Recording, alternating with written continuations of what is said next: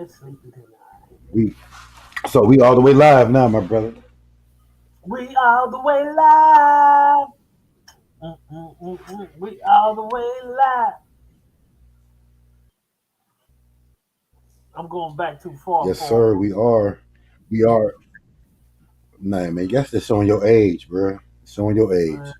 But we here All today. You right. know, we in the building. We in the building. I see we up in the building. The dynamic We got duo. the dynamic duo. We got Jordan and See, Pippen. Which one is Jordan. who Jordan? Who Pippen? Who Jordan? Who Pippen? I'm fucking. I'm messing with you, man. Yo, we in the building, y'all. Yo, once again in the building. Got my man King L Bay in the building. We about to tear down and build and destroy once again. Um, so everybody, Abaragani, Islam, Islam, boy. Kani. Salam, Hetepu, Rahubat. We in the building. Islam. Uh, Islam. We in the building, man. All the Moors in the building. Yo, check it out. All my Hebrew Israelite brothers in the building. All my Kemetic brothers in the building. Um, all my Christian brothers in the building. All my African centered brothers in the building. Let's get it, man. We all together in one. Okay, we in here as one unit of many schools of thought. So let's get into this build tonight. Tonight we basically going to be talking about how with non-commercial and doing business from a non-commercial perspective, and so we're going to be dealing with a little bit of the uniform commercial codes and other things. Okay, so we're going to be talking about like unconventionally about the uniform commercial code because everybody talk about these UCCs and how they're using them, and we gonna get into a whole nother side of that tonight, right? So before we get into that, um, y'all please check out all of my books and whatnot on Amazon.com, from the Moorish treaties to let me see what we got. The nationality birthright, the latest one of my latest books, the birth certificate explained, the second treaty book, indigenous manual. I got a various amount of books out here. My latest book, the Canaanite Connection, okay, and even the guide to marriage. So we're gonna show you how to even do marriage religiously if that's how you're trying to get down, right? So y'all just check out all the books on Amazon. But that's enough being said. You got your books, man, and something to pull up that you want to put up Yes, on there? sir. Because King Obey, Oh, yo, check out King Obey. He got his books too. He just put out so a new book not too long ago. So do I need to share my screen? How do I need to do that? yeah, you can share your screen. Let me share my screen. Let me get the book. Yeah, just show it out, and I'm gonna bust it out. But y'all don't y'all. We're about to get started, y'all. So don't lose. I know everybody be having ADD and can't.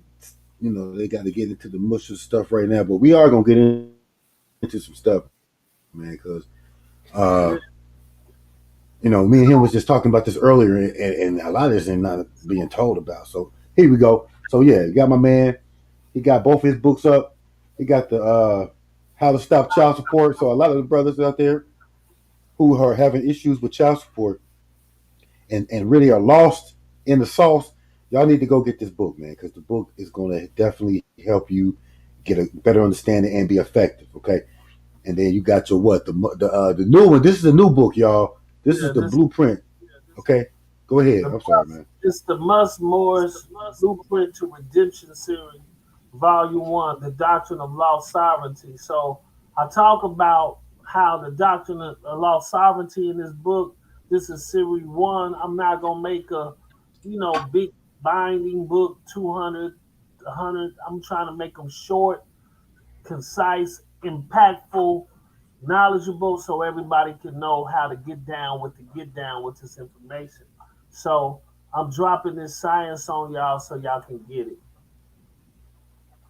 Them are my Yes, sir. brothers. Yes, sir. That's what it do, man. So that's what's up, man. But so, like we said tonight, we gonna get into the non-commercial, doing business, non-commercial. Okay, because I know we've been taught through the movement that everything's about commerce and how basically everything runs through the commercial system, particularly all this banking system and the commercial side. So we're familiar with that, and that's what we hear a lot about is that commercial venue. But there is the non-commercial side that really hasn't been tackled. So we're gonna kind of get into that, man. I'm gonna go ahead and let you get get cracking on that, man. What I'm just saying, So where you want to start? we're gonna start with the uniform consumer credit code. So you want me to pull that up, and we're gonna talk about these uniform consumer credit codes, right? And a lot of people are not familiar with these codes because a lot of people only talk about the UCCs. They only talk about all of these different things associated with uniform commercial codes. So we're gonna talk about the uniform laws, but we're gonna hit you up with the UCCs. Now, here's the UCCs. Okay, what I like about the UCCs, they protect you without even you having to spell out certain things. So, for example, the UCCs, right, beyond protection from usury, they protect you against usury in the illegal lending of money and charging unreasonable high fees. Many of the guidelines are about the establishment of the fair contract issues to consumers by lenders. For instance, the code prohibits the use of waiver defenses clauses in lending agreements. The waiver of defense clause states the borrower relinquishes the right to any legal defense in the event of a conflict with the lender. Such provisions allow a lender to receive a summary judgment against a borrower with no opportunity to protect either the protection in either court or arbitration.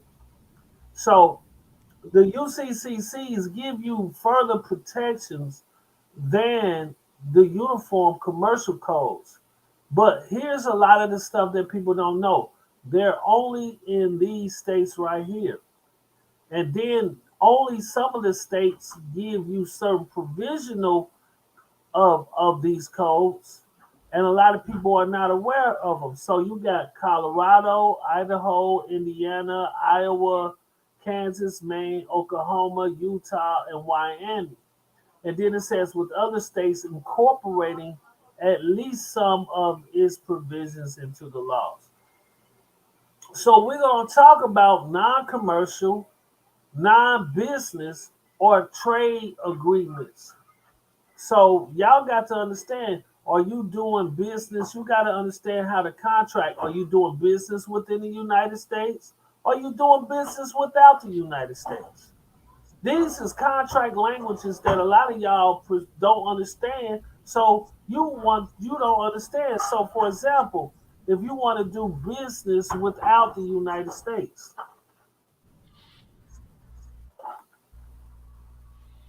Y'all, please like this video and subscribe and hit the notification so we're gonna say just to let you business. know. We can say business, right? Income sources without the United States. So they got a code. Income from sources without the United States. A lot of y'all don't ain't hip to this.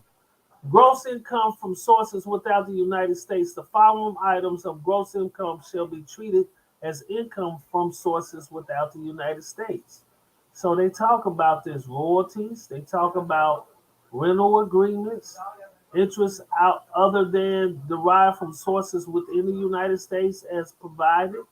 So they got a section on this, and a lot of people don't understand some of this stuff. So Rental or royalties from property located without the United States or from any interest in such property include rental or royalties from use of or for privilege of using without the United States patent, copyrights, secret processes and formulas, goodwill, trademarks, trade brands, franchises, and other like properties. Gains, profits, income from sales or exchange of real property located without the United States. So you got to understand your contract language. So a lot of you guys just don't know how to contract and understand these concepts of contracting. You don't have all the necessary provisional pieces in your contract. So you don't know how to word and shape and form the contract to give you further protections and utilizing this. So this kind of language. But when you in there, right, a lot of y'all are trying to use the consumer protection laws. So under these contractual provisions, using this, you got to understand that you're coming under this code right here. And what I like about this is that you can set up an entity that has long arm jurisdiction that can be a parent company, and the way it's set up, they can only sue the parent company if you're going to understand these consumer rights, where you're being a consumer, but you're in another jurisdiction, and that Right. like for example, like you could be in Indiana utilizing the UCCs and then set up a foreign jurisdiction, like set up an entity that's created in Indiana that now is present in Ohio. Using long arm jurisdiction, you can now that entity can be governed by Indiana laws as a All right. All consumer. right. You see what I'm saying? But So now, hold on, okay, hold on. So when you say entity, are you referring to? I mean, what would be a good example of an entity? Like your like a corporation, a LLC, or are you talking about a corporation, trust or sole your trust? proprietor, trust, any entity that you want to create, um, in understanding the jurisdiction, understanding how this stuff works and how it's layered when you're dealing with this, because the IRS, individual is identified as a sole proprietor entity. So you got to be familiar with the language and how you form and everything within the United States. You got to understand how this stuff works. So a lot of Okay. people just don't know how to contract, and that's the problem. So the it's layers on top of layers of information that a lot of people just don't understand. They never heard of these consumer credit codes. Most people ain't never heard of Nah, it. nobody. Like I don't hear them talking about that. Like, if any of y'all have heard, or not that you've heard, but if you hear of the gurus talking about the uniform commercial credit code, then let me know because I don't hear it often. Y'all can get into the chat and leave a message if y'all have heard or use the uniform credit code, the uniform consumer credit code. If any of y'all are familiar with the UCCs, let us know. All right. Now, look at the fast fact. The Uniform Consumer Credit Codes isn't a state or federal law, right? Mm. So what that mean? One of the most significant guidelines in the UCCs is the limitation on interest rates charged by lenders. However, the actual ceiling on rates vary according to the type of credit issued.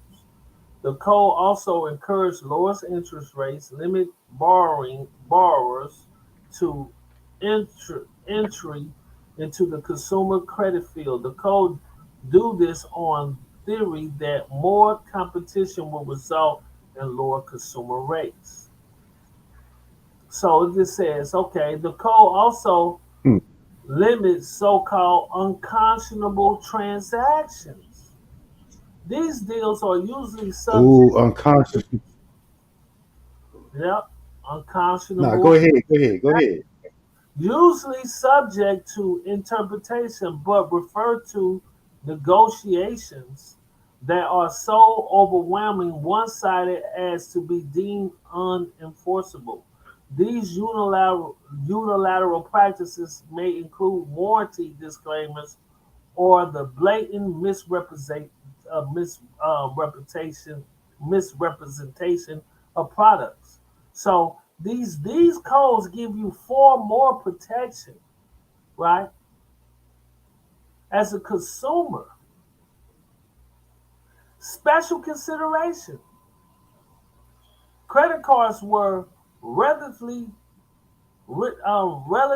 new types of consumer credit when the first version of the codes was written.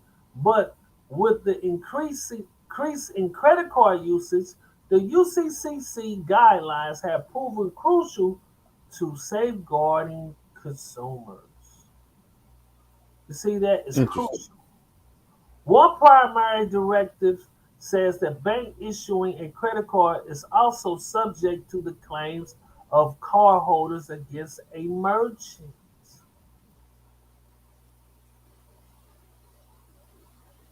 You see what I'm saying? So Yes, let's sir. go down. We're gonna skip. Let me see. As new technologies and systems are devised and the landscape for finance changes, certain services remain exempt from the UCCCs. For example, income share agreements, ISA, that are piloted by universities in Indiana are not subject to the UCCCs. Under such agreement, an educational institution takes on a portion of student expenses in exchange for a share of their future income. Ooh, okay. Now let's go down to federal law. Okay, federal law has superseded some of the code guidelines. One example is restrictive on aggressive collective uh, collection practices, which are now governed by the Fair Debt Collection Practice, the FDCPA. Another is the original guideline on disclosure of loan terms. The Truth in Lending Act now contains those rules. History of this, right? And they talk about as this was established in 1968. Consumer from it protect them from predatory and questionable credit transactions. Then it was amended in 1994, updated. Financial industries and legal landscapes were changing. But I want to talk about this, right? Because this also goes down to the District of Columbia, Puerto Rico, and the U.S. Virgin Islands. But I want to talk about these people right here. So they come up with all the uniform laws of the state. So have you ever heard of the uniform uh, trust This is law laws? commission. Oh, trust law, uniform trust laws. Yeah, the uniform trust laws. So, I mean, through you, Mo, through you. so, I mean, I had. so let's look at the most states have adopted a version of the Uniform Trust Codes, a model legislation act to manage Oh, trust in the state. The adopted version of the trust codes in any state include definitions and default and mandatory terms for trust instruments. So they create this organization right here, the Uniform Law Commission. These who write all your state laws. And what happens is certain states have better protections than others. They give you certain states, and through the legislation, they create better protections from some for certain entities better than others. So they wrote this and they spread it up. They did it like mixed it all the way up, and then they say, okay, you do this, you do that, you do that. various states have various types of laws that give you certain governing um, protections, more protections in certain areas than others, just like Nevada and other states. But these UCCs are not in Nevada. They're in the 9 states that I showed you. So a lot of people don't know about these codes and don't know how to utilize these codes and protect themselves within the state. These so you got to understand these are uniform guidelines on how to do this. So Colorado, Indiana, Ohio, Iowa, Kansas, Maine, Oklahoma, and Utah and Wyoming. They're all the states that have that. Right. Now, Wyoming is the other good state for what they call asset protection states. So now you got a double, right? So, but they also say South Carolina and Wisconsin are codes have codes that are very similar to the UCCCs. So, Wisconsin and Wyoming, you got to understand those are impactful states for asset protection. And then, if you further know how to contract by doing business outside of the United States with understanding your contracts. But then when you do business up outside of the United States, then you got to understand what kind of property exchange that you can use to have value. A lot of y'all don't know. You can create value through contracts. Contracts are money. Y'all so used to Federal Reserve notes that you can bring a contract from outside of the United States into the United States, insure that contract, and now you created you some wealth just by using the contract. They just showed you that with Kanye West. Okay. Okay. Right. Right. So it's all So about the contract game. Okay, you want me to stop sharing? Let's stop no, you can sharing. keep sharing. I No, just stopped I mean you sharing can so keep we sharing. can talk. I was just I'm there anyway. I just put some. But when you talked about Kanye and you're talking about him creating a value from his contracts, would that not be considered negotiable, like a negotiable instrument or something like that? That's Like what a contract is. It is a negotiable instrument, and it can be traded commercial as a security. commercial paper? Yeah, commercial paper, and it can be traded as a security because once you secure the contract and the when the contract become what they call self executing, then now it's enforceable. Now you can take and insure the contract under a UCC agreement if you're going to understand that and do it that way under a UCC contract insurance.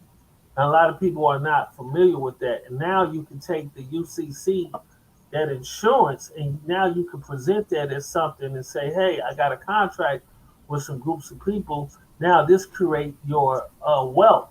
So if you got multiple contracts and you showing that they are all insured, now you can go to the bank. Okay, this is what my net worth is. I have a net worth of $5 million because I got $5 million of contracts. I got you. I got you. Okay, so so now getting back to like the non-commercial side, right? So Okay. we because like I said, we're aware of the UCCs. You got a lot of people trying to use the UCCs in certain ways. So I mean, it's kind of a popular. I've been knowing about UCCs for almost 20 years. Um, and but for you to come from this non-commercial side, right? Because you're saying that we can do business as a non-commercial entity. I mean, can you like explain that the non-commercial versus the commercial, like what is the advantage of that, or what is the difference between it? Okay, non-commercial, all crimes are commercial. So when you do a non-commercial transaction, then you eliminate the commercial element because everything is legal and commercial. So if you take it out of a commercial, now you take it out of the element of maybe statutory law, and you can bring it into a more common law practice because it's not commercial. So Okay. banking, for example, is all commercial. So what you got to understand, these are all commercial transactions. So now you can say, let's say you go get a loan for this, and you understand how to contract on a non-commercial agreement, having utilizing the UCCs.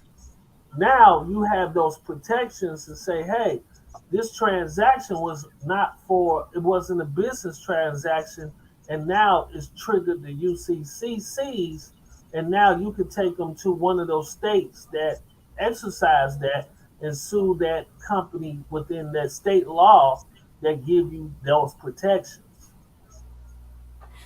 Okay. Okay. Okay. I see where you're going with it. So um, now my thing is this though, because I know it's a play on word, but if we doing non-commercial, if we're doing non-commercial, does that mean that we can't do anything with dealing with money, or how? Wait a minute. What is like? How do you do business? Can you do business in a sense under a non-commercial agreements? So you got to understand a lot of the non-commercials falls under the consumer protection, the UCCs or consumer protection laws. They protect the consumers.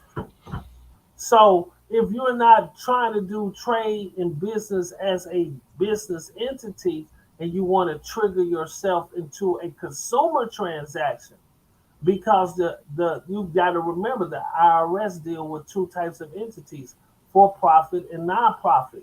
But those are all legal types of entities, commercial entities. They don't cover the ground of commercial entities. I mean, not commercial, consumer entities. What is a I got you. consumer entity?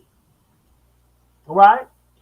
Right. So, like, okay. So, with that being said, being a commercial person, that's a status, right? Right? So, being in your consumer status versus your commercial status. That's Exactly. basically what we're talking about, right? Okay. Exactly. Okay. So I just want y'all to know, just to be clear, and the fact that when we talk about status, there is not one type of status that we have to refer to. There are several different types of statuses that can be used, and that we can jump from one to another. We can use them and go into one when the time is right.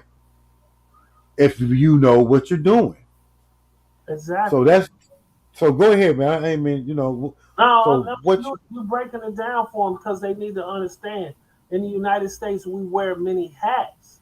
There are various different protected classes in the United States. So you got to understand when you come into at one of those protected classes, there has to be identified. And you have to understand how to contract and to identify as one of those protected classes to get those protections. So they created what? Consumer protection laws, right?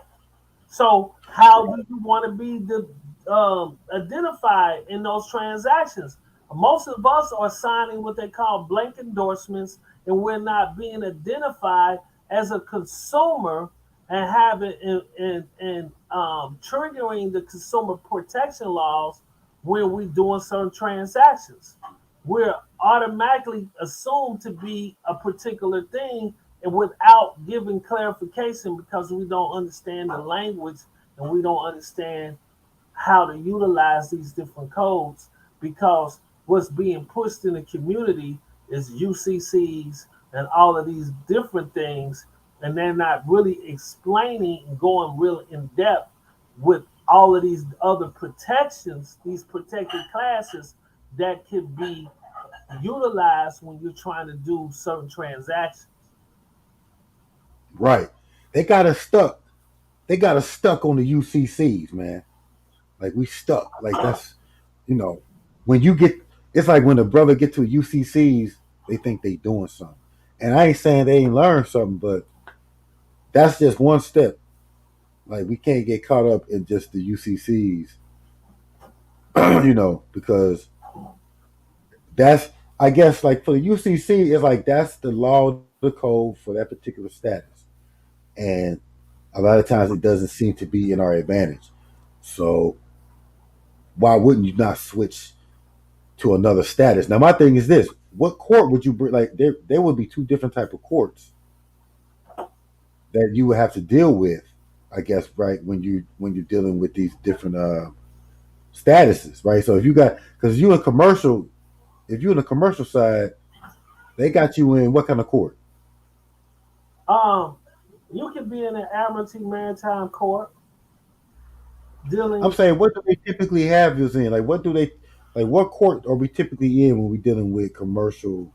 Um, you Uh, you dealing. All of them is civil in nature, but you're dealing in what they call a common pleas courts in the state of Ohio. It varies in various states, the type of courts that you're going to be in.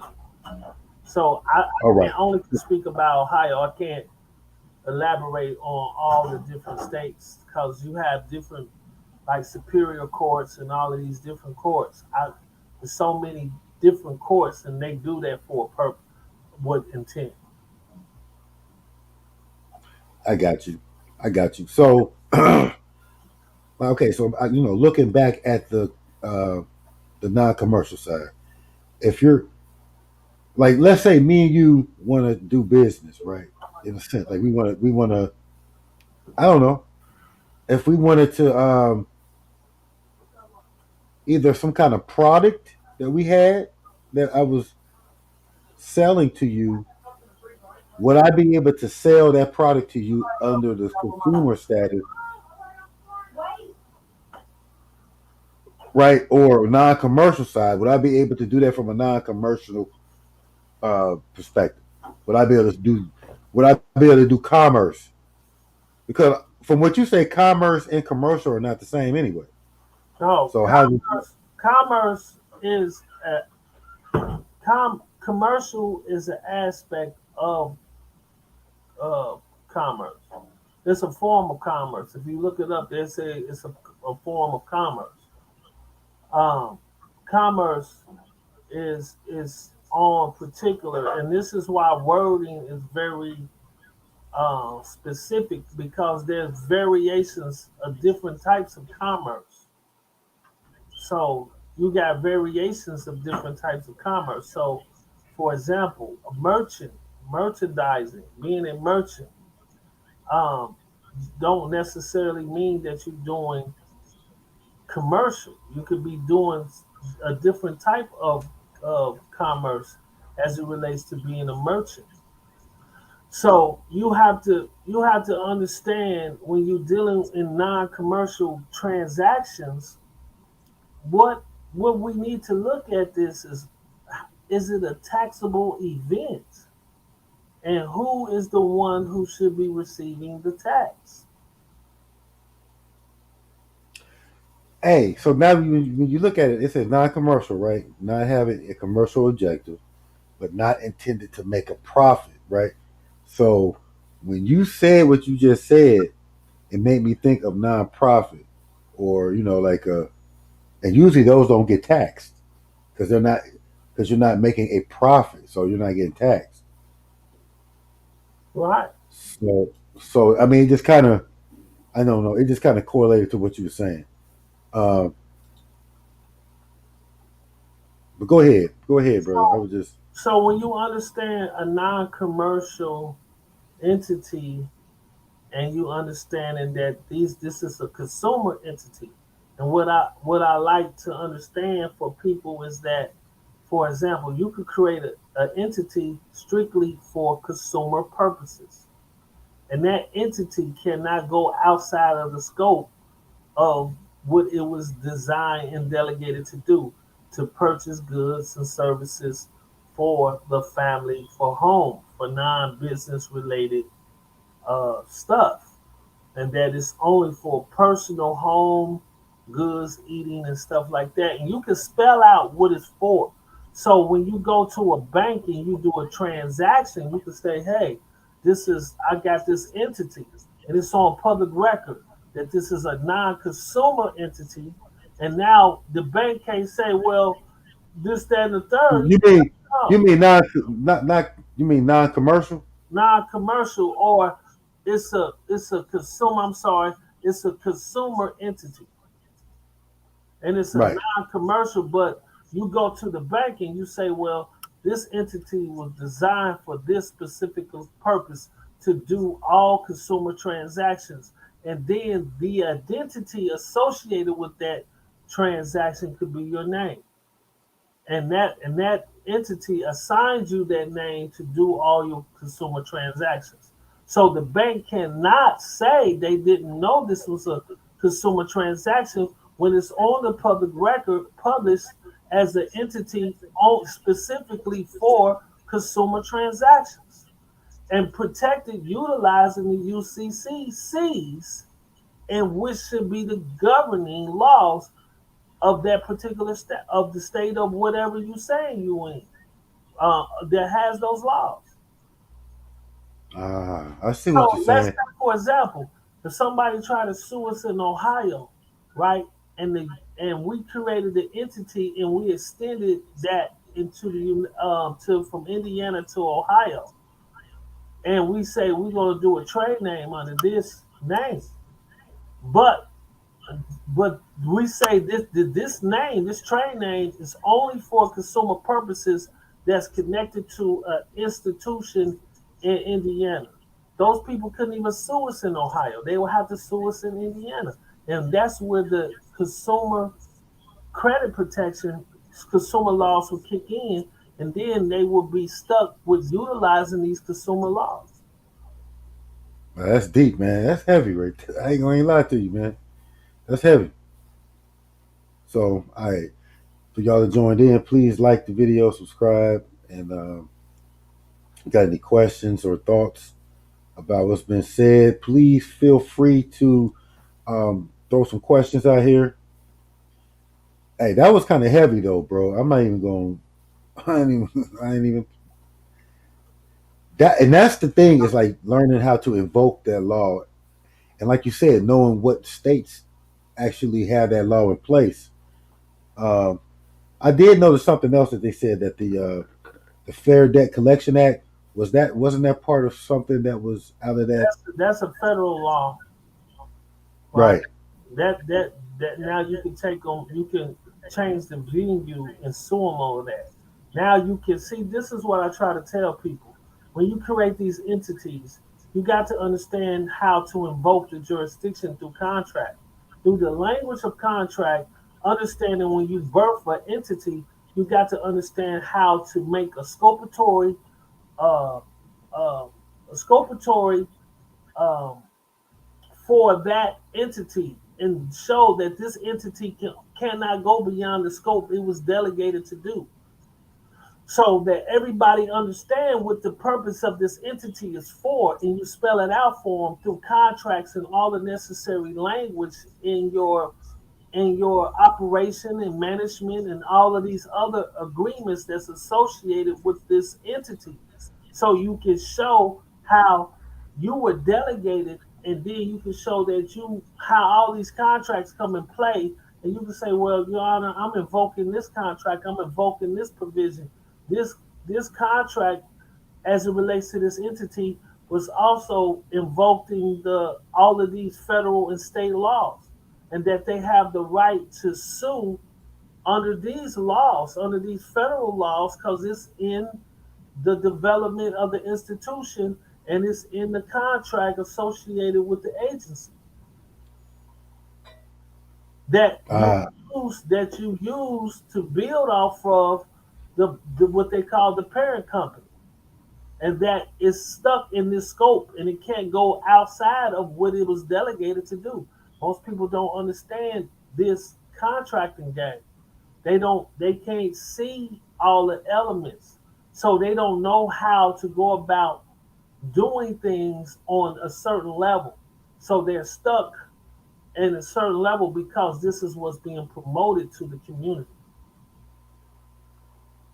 Well, the UCCs has been promoted to the community for quite some time, and I guess I'm not totally against UCCs, but it's just not the only avenue in which to go. So, hey, that's heavy stuff, though.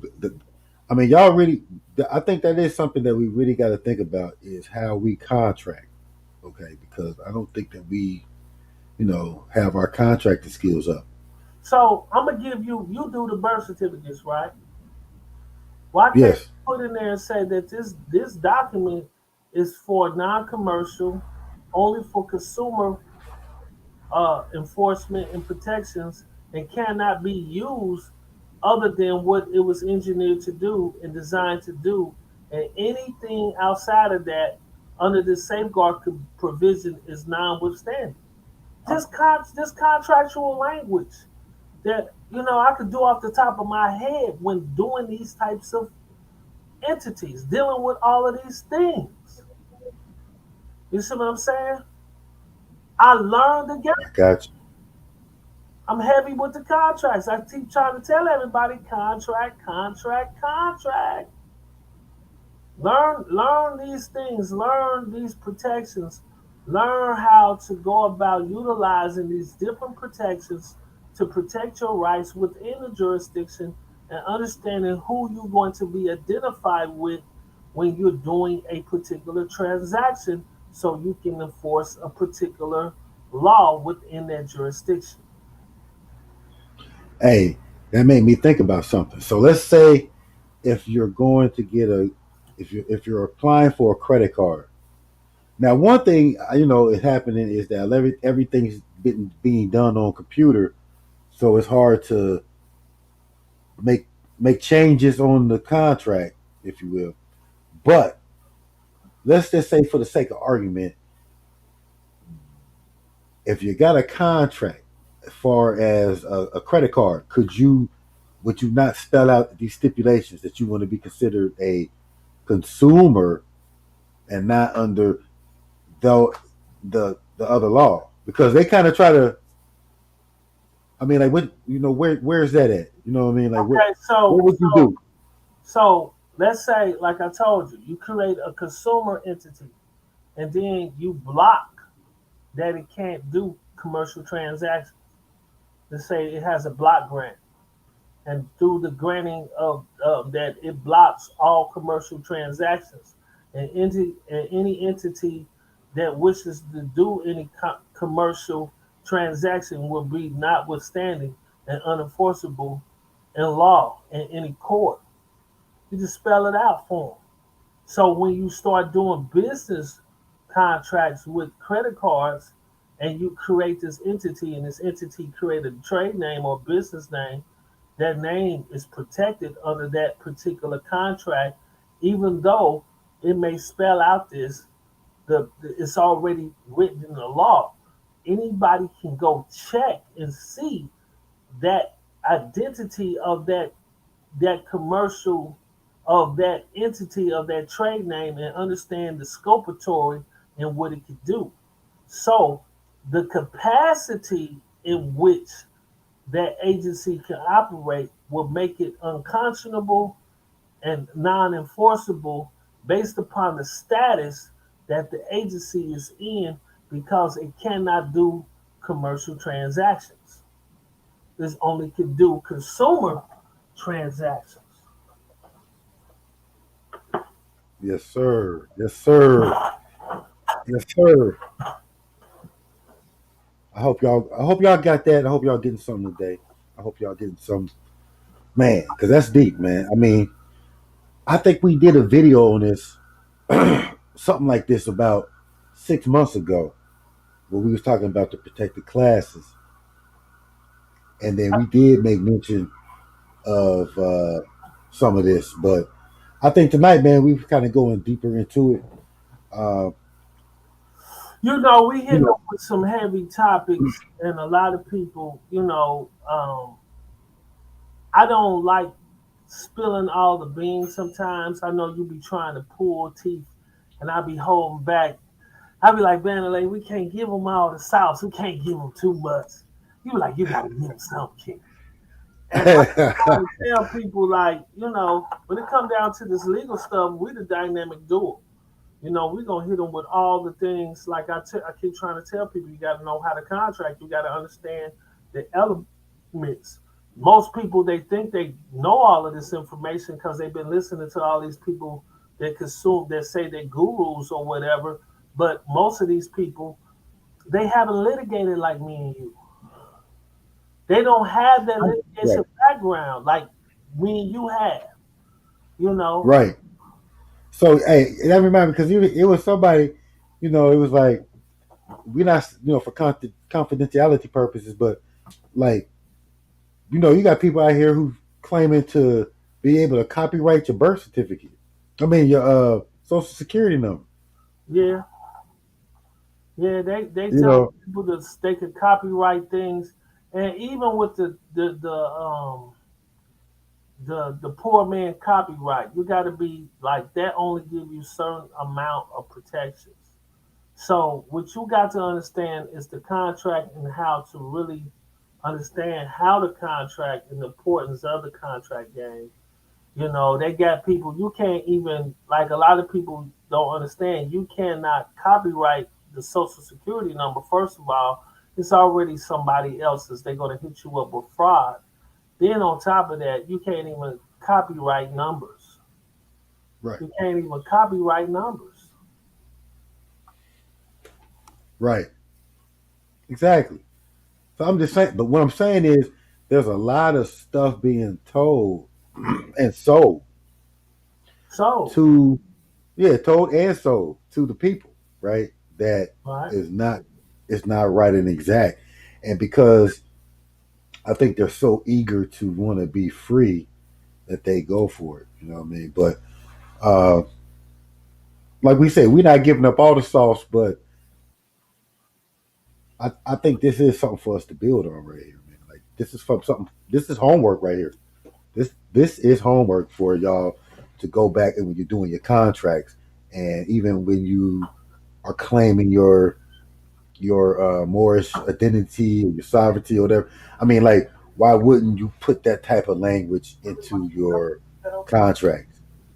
Why wouldn't you say that you are a consumer? You can be protected under consumer laws, or when we get into the treaty laws, like why wouldn't you say? Why wouldn't you use these protections if you could contract them correctly? Why not that use them? and that's the problem. A lot of people try to enforce rights, but they don't know how to enforce them because they don't know how to contract and make the contract the controlling instrument that controls the transaction, and that determines the enforcement of rights associated with that instrument. So if somebody accept that instrument for value and they take it in, now they accept the terms and conditions of the contract associated with that. Right, So most people don't understand how to protect themselves, right? When it comes down to all of these laws. So, like another one is religious protections. A lot of people don't know how to utilize their religious protections correctly. And a lot of states have those religious protection laws. And they don't know how to contract. And that's the problem. It's the contract game. No, everybody talk about all of this stuff, but nobody really knows how to really precisely and with precision really understand how to contract and utilize these contracts and understand that they can utilize particular states to enforce those contracts because all states are not equal. Some states have more protections than others. So you might need to understand what state you're in and determine what protections you have within that state line. Some states have 4 and 5 asset protections and other protection rights that you might need to be in.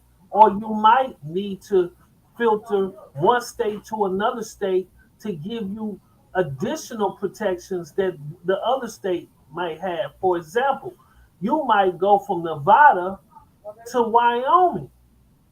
So you might have the parent company in Nevada, but then an agency in Wyoming that create other corporations.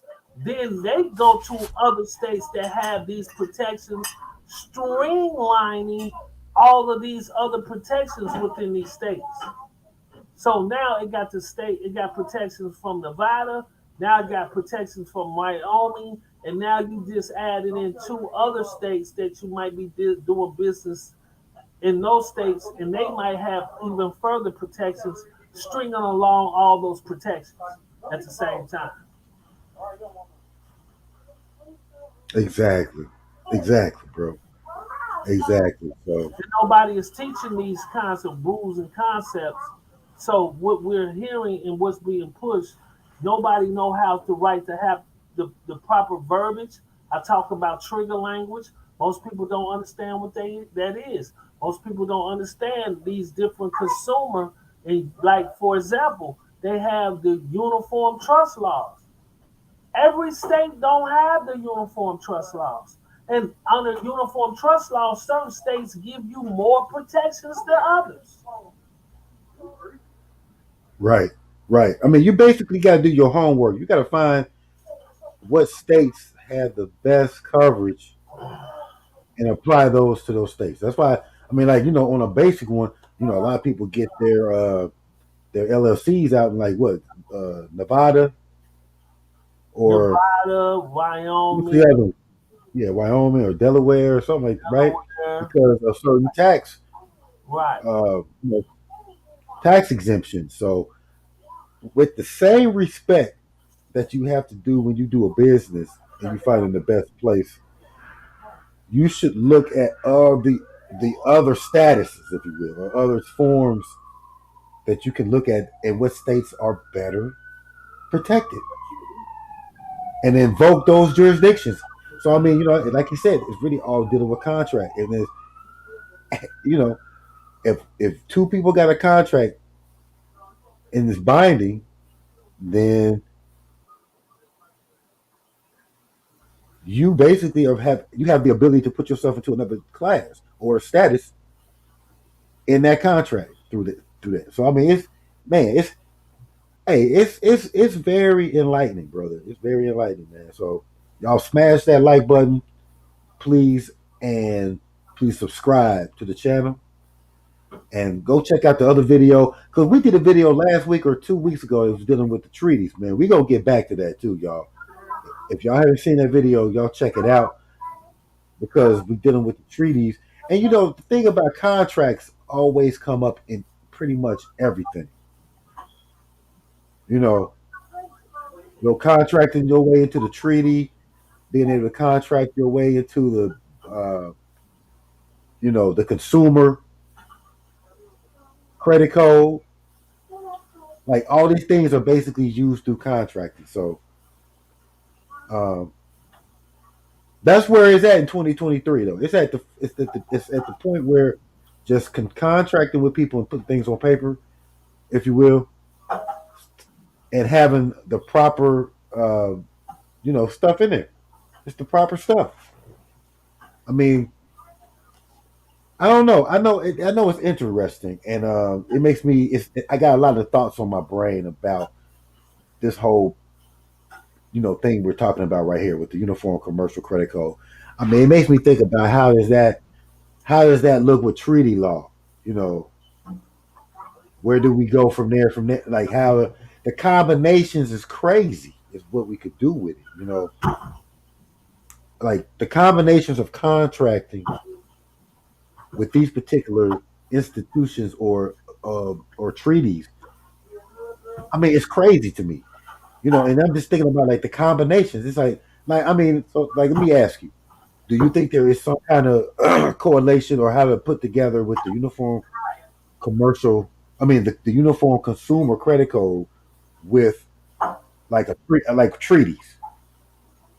Um, Now, yeah, treaties, if you like, certain treaties have certain provisions. You have to be like, law is very specific, and you have to look at the construction. So you don't want to give up something to gain something either. But if something is more pliable, you can use that. Stop, stop. Okay, wait a minute. So, for example, I can waive treaty benefits or treaty rights if something makes more sense to do it in a particular consumer law. I could say in this transaction, I waive my treaty rights to utilize the uniform consumer protections to give me more protections if I believe so. If certain things are not spelled out in the treaty. okay, I got you, and that makes sense. That makes sense. That So it's makes all sense, man. about understanding contract law and understanding how the different things in contracts, the elements in contracts, and understanding how to make a contract non-forcible versus enforceable, and utilizing these provisional protections to give you safeguards that a lot of people don't understand how to go about um, going about these safeguards when utilizing this bye bye utilizing these safeguards, right, in order to get these contractual protections. A lot of people just don't know, they don't know how to do this. Okay, bye. I got you. I got you, man.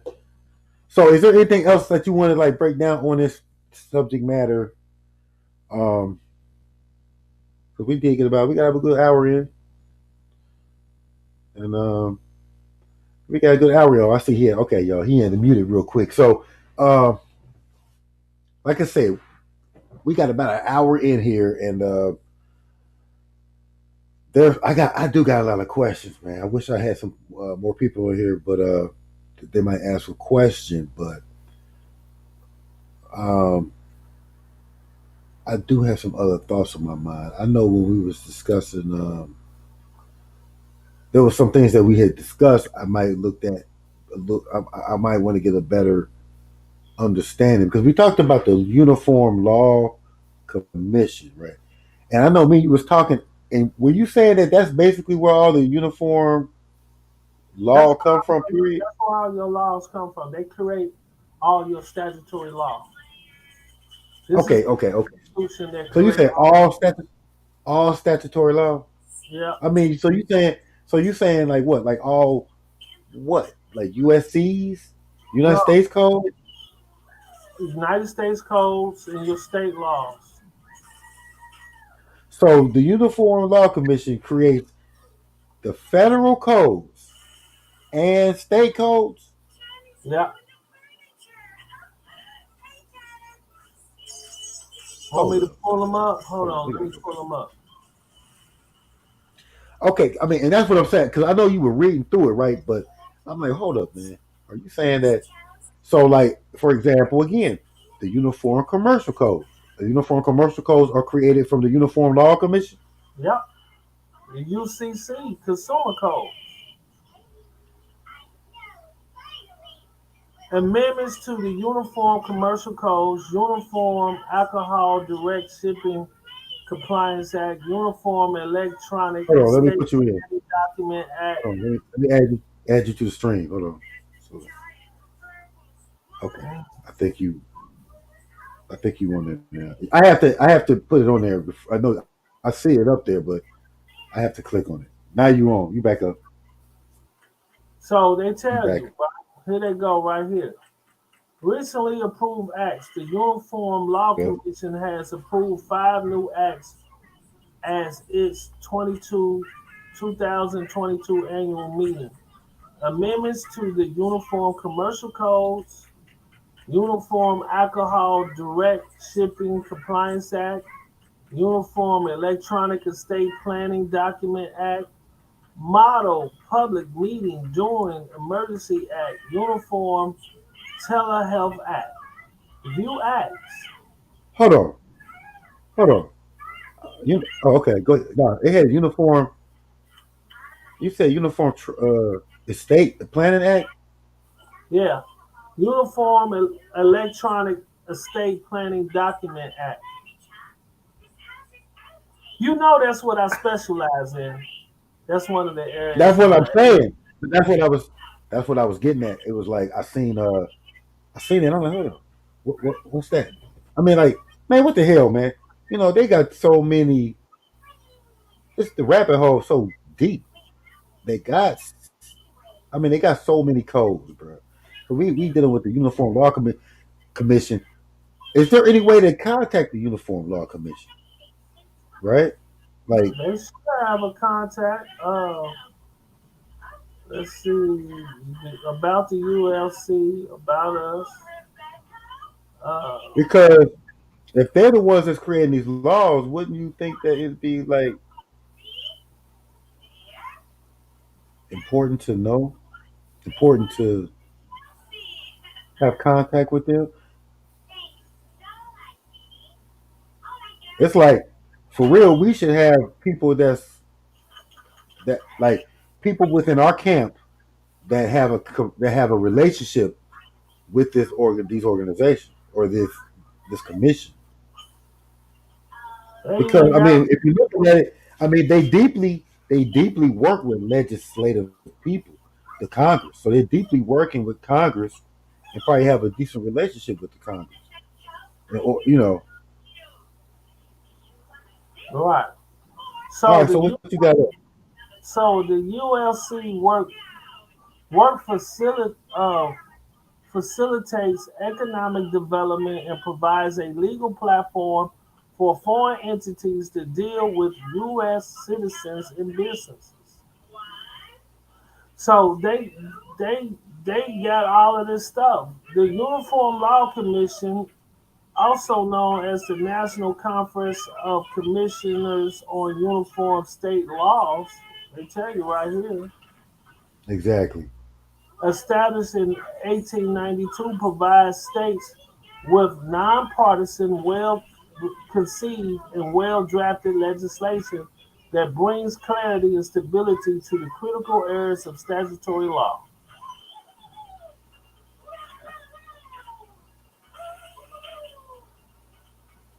That's deep. They got a little video too.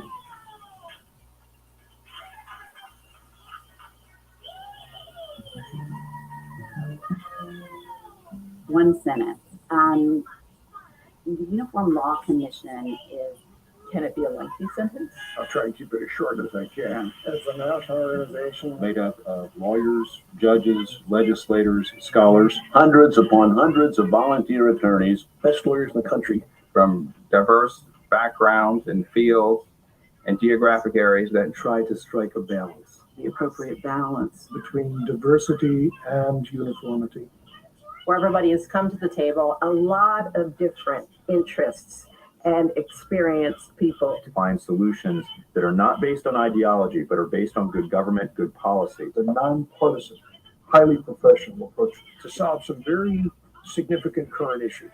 And attempt to draft well-crafted and well-conceived, wise, and uniform laws.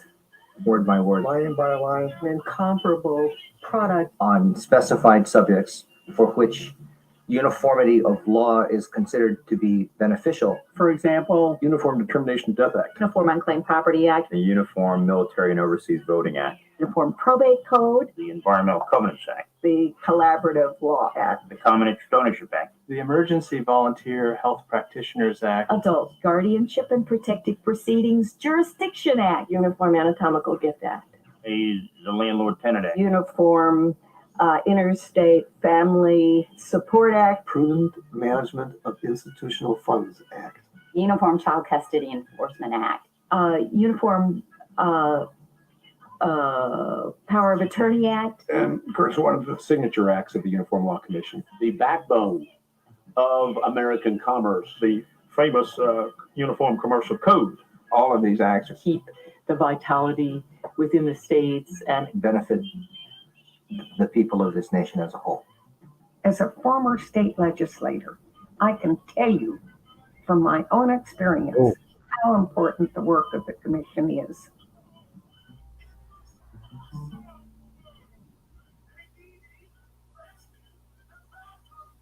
There you go. Yeah, man. We got to show some more videos. There's so many videos we need to break down. Hey, y'all need to rewind that, man. Y'all hear all them acts, man? Y'all hear all those acts, man? I ain't heard half of them acts, man. I ain't heard of half of them before. So let's just keep it a buck, man. Let's keep it a buck. The Uniform Law Commission. So I'm just, I'm breaking this stuff down. I'm just showing you about how this stuff works. And a lot of us is just oblivious to a lot of this information.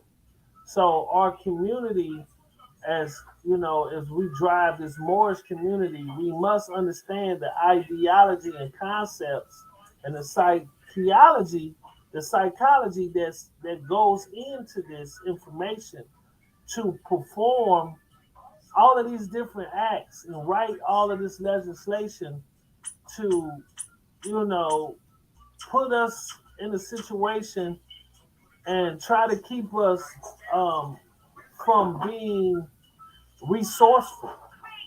We have to understand how to be more resourceful in this day and time by understanding what this machine is. We need to know more about who the machine is and identify the machine so that we can definitely strike a chord with the machine and create balance within the machine. And most of us don't even understand all the different mechanisms of this machine. And we don't know how to move in a more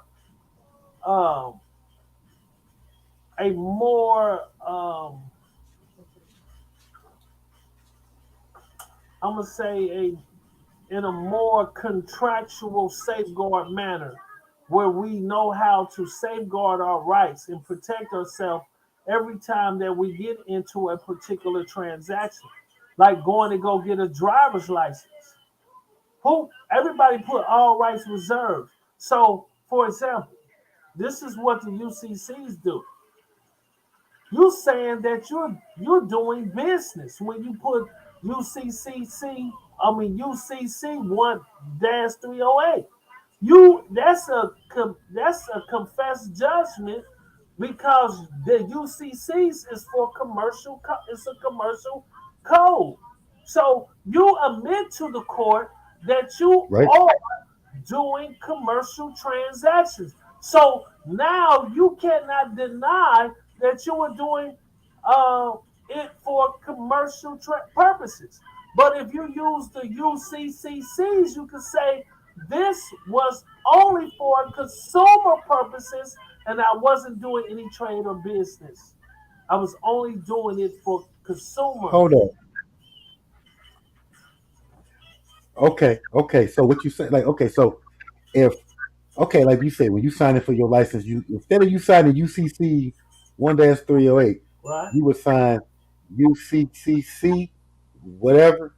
You will file it for UCCC under consumer protection laws. So instead of signing UCC 1-308, you will find the state law and you will file it under a UCCC for consumer transaction. Gotcha. I got you.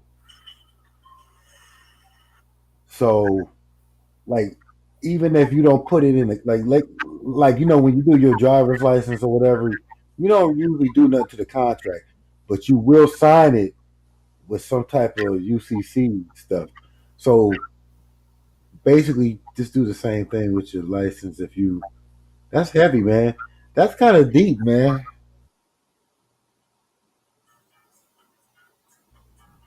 Because, like you say, I really haven't thought about until recently, in the past few months. I hadn't thought about using the uniform uh, consumer codes, credit code. I had never thought about it. Like, you know, and that's you're right. Our people are programmed to hear one thing, and that's it. And I think a lot of times, even if they hear something else, they're not trying to hear that. They want to see if what they learned from the gurus is gonna work. So they're not going. They're gonna be like, nah, I'm gonna use the UCC because blah blah blah. And So when they hey, pulled you in, right? That was you just confessed that you're doing commercial activity. You just said I am using the uniform commercial codes for the purpose of this driver's license. So I'm doing commercial activity. When in actuality it's non-commercial. So what is a non-commercial? This is for this. I use this vehicle for consumer purposes. uh, so are we saying that? And I know we said this before, but just to be clear, you are saying that being a consumer will put you in a uh, non-commercial. Right. Okay, okay. So my So so you can look. you can't be a consumer in your consumer status and be doing commercial stuff. So Is that what we're saying? so we're gonna look at consumer transactions Okay, let's do that. versus right versus commercial transactions. And we're gonna look at the difference. What's the difference between the two?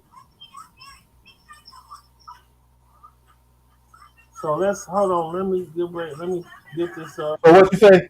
Difference between Commercial and what consumer transactions. and consumer? Yeah. Oh, okay. So so let's so let me try to pull it up. Let me share the screen. So see if you can pull something up on the difference of a consumer transaction. It came up with consumer debt, but I want to look at. I'm gonna see. Okay, let me put you on the screen. Let me add you on. Okay, you should be popping up in a minute. And I am going to. Oh, shoot, did I lose that?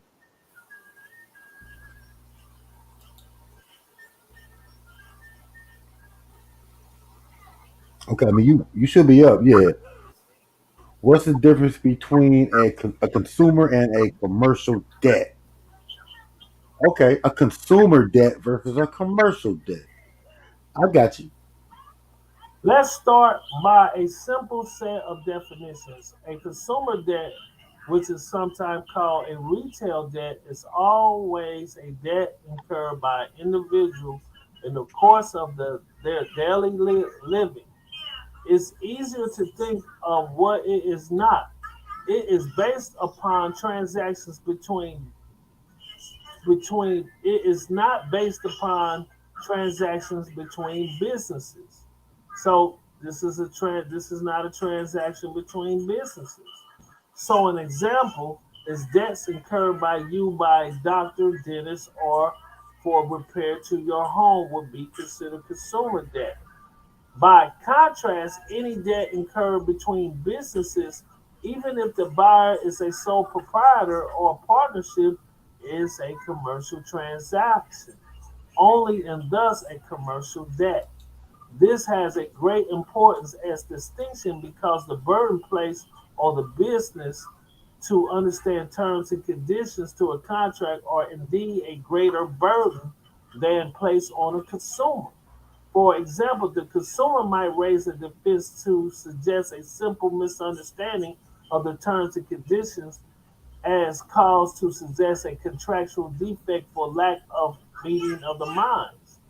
However, a business person who raises the sort of argument will probably be told by a judge that he should have known to seek the advice of counsel prior to signing a contract and has failure to do so constitute his waiver, and therefore his signature represents his acceptance and full understanding of the terms and conditions. That's the simplest contrast, admittedly, but it demonstrates the difference based on the competency of the consumer or business should have probably exist in our law.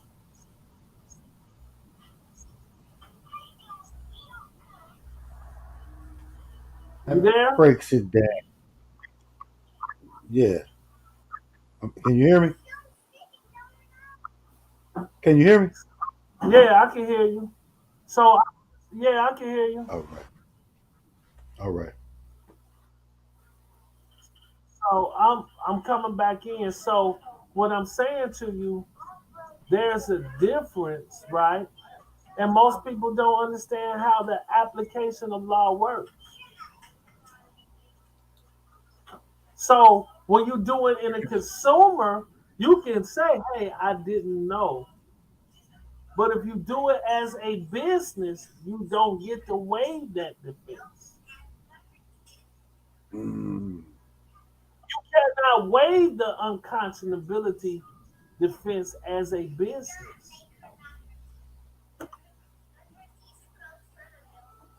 man, that gives you a lot to think about, man. It really You does, know, man. I just, we do this all the time, man. This is what I'm saying. When I bring stuff to the people, it's a lot of people out there talking stuff, but like I said, when you litigate it as much as we have, we bring another spiel to the table that a lot of more just don't bring.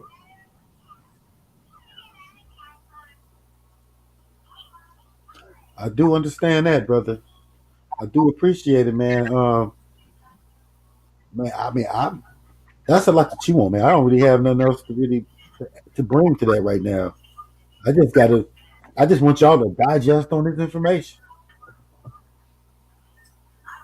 for real. I just try to bring You something new to the table that a lot of Moors are not bringing because of this. We have this follow monkey see, monkey do mentality. We follow a lot of people and we get into trouble because we're not as we're not dealing with people who are really they calling themselves scholars, but they're not stewards in legal practice. They're not going to court enough to see of what they understand really can be applied. They don't know how to deal with the court and they don't know how to address the court and they don't know how to stand on certain things. And then the problem is the second, they don't even know how to contract. So a lot Hey, of people that's the key. That's the key. Is the contracting, contract heavy. no doubt, man. Well, man, that's about all I got for y'all tonight, man. I hope that y'all go back and we study this, man, and figure this out. And you guys leave some comments and questions so that we can build on this, man. Because this is something for us to really, I get. I mean, for me, it's really something to look at. It's something to understand. It's another perspective. It's another way. So, salute to King El Bay for coming back on again, my brethren. Back in the building, and I'm gonna have to catch y'all on the next one, man. Y'all catch this video. We out, bro. We out. Peace Got and anything else to say? now I'm just saying they need to go get the books. We need to understand. So I'm gonna be bringing. I wrote books on this topic, so I got a lot of information coming. I got a lot of books. I got a lot of information under the redemption manual back to the Moorish, the must blueprint redemption, the Moorish redemption to sovereignty. And we have to understand how do we gain our sovereignty and how do we get back in the forefront. So you Moors who are out there, you must be industrial. The prophets say you must be industrial. So we have to get out here and we got to put in the footwork and we have to get busy. It's time to start creating businesses. It's time to start really understanding what we need to do. And when you're doing a business, you got to understand you need a business. You need to have a business for consumer. You not a business. You need to do when you're doing business. You want to do business, but then you want to create an institution strictly for consumer transactions only. That's the difference. Nobody is teaching people how to go about doing these things and erecting these institutions that safeguard and protect your rights and understanding having all the necessary components to ensure the stability and safeguard of your rights that can be enforced by contract. Yes, sir. All right. Well, appreciate it. We leaving the building. Peace All and right. love, everybody. All right, y'all. Peace. 2 times 9.